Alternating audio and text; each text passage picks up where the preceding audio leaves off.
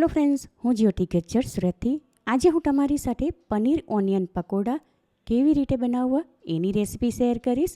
ઉપર crispy કુરકુરા onion પકોડાનું layer અને વચ્ચે સૂકા લસણવાળું ચટપટું પનીર, એટલે આ ઓનિયન પનીર પકોડા ખાવામાં બહુ જ ટેસ્ટી લાગે અને પહેલાં ક્યારેય નહીં ખાધો હોય એવો આ બિલકુલ નવો જ નાસ્તો ઓછી મહેનતે ઝટપટ બનાવી શકાય. તો ચાલો આજની આ મજેદાર રેસીપી શરૂ કરીએ. નાસ્તો બનાવવા માટે મેં અહીં 200 ગ્રામ અમૂલનું મલાઈ પનીર લીધું. એને કાપી લઈએ. પનીરને આ રીતે લાંબા ક્યુબમાં કાપી લઈશું. કાપેલું પનીર આ ડીશમાં સાઈડ ઉપર રાખી વચ્ચેના ભાગમાં 2 ટીસ્પૂન ઝીણું ક્રશ કરેલું સૂકું લસણ લઉં છું. એમાં 2 ટીસ્પૂન કાશ્મીરી લાલ મરચું, 5 ટીસ્પૂન જેટલી હળદર, 1 ટીસ્પૂન ધાણા જીરું પાવડર, 1/3 ટીસ્પૂન જેટલો ગરમ મસાલો અને સ્વાદ પ્રમાણે અડધી ટીસ્પૂન જેટલું મીઠું ઉમેરું છું. આમાં ક્રશ કરેલું સૂકું લસણ લીધું, એમાં પણ મીઠું છે માટે એ પ્રમાણે લીધું. હવે આ દરેક મસાલા અને મીઠું સારી રીતે મિક્સ કરી લઈએ. તૈયાર કરેલા આ મસાલામાં અડધી ટીસ્પૂન જેટલું તેલ ઉમેરીને મિક્સ કરી લઈએ. ત્યાર પછી આ મસાલા વડે દરેક પનીરના ક્યુબ કોટ કરી લઈએ. પનીરના દરેક ક્યુબની ઉપર સારી રીતે મસાલો લગાવીને એને મેરિનેટ કર્યું. હમણાં સાઈડમાં રાખું છું. બહારની સાઈડના ઓનિયન પકોડાના લેયર માટે 5 મીડિયમ સાઇઝના કાંદાની છાલ ઉતારીને પાણી વડે સારી રીતે ધોઈ લીધા. કાંદાને વચ્ચેથી 2 ભાગમાં કાપી લઉં છું. ત્યારબાદ એક ભાગ લઈ એને આ રીતે પાતળી સ્લાઇસમાં કાપી લઈએ. બીજો ભાગ પણ આ જ રીતે પાતળી સ્લાઇસમાં કાપીને બાકીના કાંદા પણ આ જ પ્રમાણે કાપી લઈશું. દરેક કાંદા એ જ પ્રમાણે કાપી લીધા. હવે આ વાસણમાં લઉં છું. કાપેલા કાંદામાં સ્વાદ પ્રમાણે 1 ટીસ્પૂન મીઠું, 1 ટીસ્પૂન ધાણા જીરું પાવડર અને 1/3 ટીસ્પૂન જેટલી હળદર ઉમેરું છું. હવે કાંદાને હાથ વડે આ રીતે મસળી લઈએ, એટલે એમાં મીઠું, ધાણા જીરું પાવડર અને હળદર સારી રીતે મિક્સ થઈ જાય અને કાંદાની સ્લાઇસના દરેક પડ છૂટા પડી જાય. આમ કરવાથી કાંદા થોડા સોફ્ટ થશે અને એમાંથી પાણી છૂટવાનું હોય એ પણ છૂટી જાય. હવે થોડીવાર માટે એને સાઈડમાં રાખું છું. આગળના સ્ટેપમાં એક વાસણની ઉપર ચાળણી રાખી એમાં 2 કપ બેસન લઈને ચાળી લઉં છું. ચાળેલું બેસન હમણાં સાઈડમાં રાખું છું.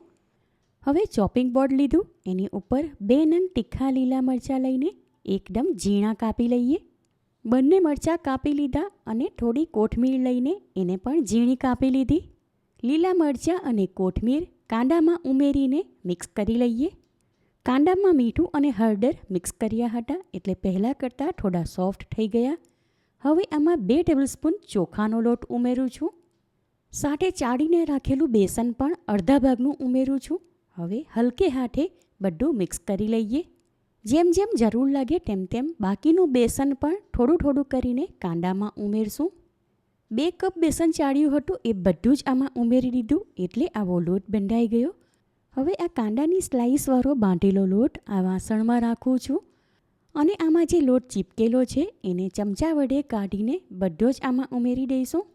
હાથની ઉપર જે લોટ ચીપકેલો છે એ પણ કાઢીને હાથ ચોખ્ખા કરી લઈએ અને હવે પછી હાથ તેલવાળા કરીને આગળની પ્રોસેસ કરશું, એટલે આ લોટ હાથમાં ચીપકે નહીં. આ ટાઈમ પણ આમાંથી લોટની એક કણી લઈને ટેસ્ટ કરી લઈએ. આમાં મીઠું મરચું બધું જ પ્રમાણ બરાબર છે, કંઈ પણ ઉમેરવાની જરૂર નથી. હવે આમાંથી થોડો કાંદાના ભજીયાનો લોટ હાથમાં લઈ એને બીજા હાથ વડે દબાવીને નાની પૂરી બનાવીએ. ત્યારબાદ એમાં બરાબર વચ્ચે મસાલા વડે કોટ કરેલું પનીરનું ક્યુબ મૂકું છું. હવે એને આ ઓનિયન પકોડાના લોટ વડે કવર કરીને આવો રોલ બનાવીએ. તૈયાર કરેલા આ પકોડા હમણાં આ ડીશમાં રાખું છું અને ત્યાર પછી આ જ પ્રમાણે બાકીના પકોડા તૈયાર કરી લઈએ. પનીરના ક્યુબ અને ઓનિયન પકોડાનું મિશ્રણ બધું જ વાપરીને આ રીતના પકોડા તૈયાર કરી લીધા. પનીરનું એક ક્યુબ બચી ગયું, એને લઈને આ પકોડા સાથે ખાવા માટે એક ચટણી બનાવશું. હવે આગળના સ્ટેપમાં પકોડા ફ્રાય કરવા માટે કઢાઈમાં તેલ લઈને સ્ટવ ઉપર ગરમ કરવા મૂકી દીધું. તેલ ગરમ થઈ ગયું, એનું તાપમાન ચેક કરવા માટે એમાં ઓનિયન પકોડાનો થોડો લોટ મૂકું છું. તેલનું તાપમાન બરાબર છે તો હવે એમાં પનીર ઓનિયન પકોડા ફ્રાય કરવા મૂકું છું. ગેસ ફ્લેમ મીડિયમ તરફ હોય તો હવે થોડી લો તરફ રાખીને પકોડા ફ્રાય કરવા, એટલે ઉપરથી એકદમ ક્રિસ્પી થાય અને વચ્ચેના ભાગમાંથી કાચા ન રહે. હમણાં એક બેચમાં જેટલા આવે એટલા જ આ કઢાઈમાં એકસાથે મૂકું છું. બાકીના બીજા બેચમાં ફ્રાય કરશું. પકોડાને થોડી થોડી વારે ફેરવતા રહેવું, એટલે દરેક સાઈડેથી એક સરખા ફ્રાય થાય. આશરે 5 મિનિટ પછી આ ફર્સ્ટ બેચના પકોડા ગોલ્ડન કલરના ફ્રાય થઈ ગયા, માટે એને તારવાળી જારીમાં લઈને પેપર નેપકિન ઉપર રાખું છું અને આ જ પ્રમાણે બાકીના ફ્રાય કરી લઈએ. પકોડા જોતાની સાથે જ તમને ખબર પડી જશે કે જરા પણ તેલિયા નથી અને એકદમ ક્રિસ્પી કુરકુરા છે. ગરમા ગરમ પનીર ઓનિયન પકોડા તૈયાર છે. તો હવે એની સાથે ખાવા માટે ચટણી બનાવું છું. એના માટે એક આ મસાલેદાર પનીરનો ક્યુબ મિક્સર જારમાં લઉં છું. સાથે એમાં 10 નંગ પલાળેલા કાજુ અને 4 નંગ કાશ્મીરી લાલ મરચાં વચ્ચેના બી હટાવીને નાના ટુકડા કરી ગરમ પાણીમાં પલાળ્યા હતા, એને પાણીમાંથી નીતારીને આમાં ઉમેરું છું. આખા મરચાં ન હોય તો કાશ્મીરી લાલ મરચું પાવડર 1 ટીસ્પૂન ભરીને આમાં ઉમેરી દેવું.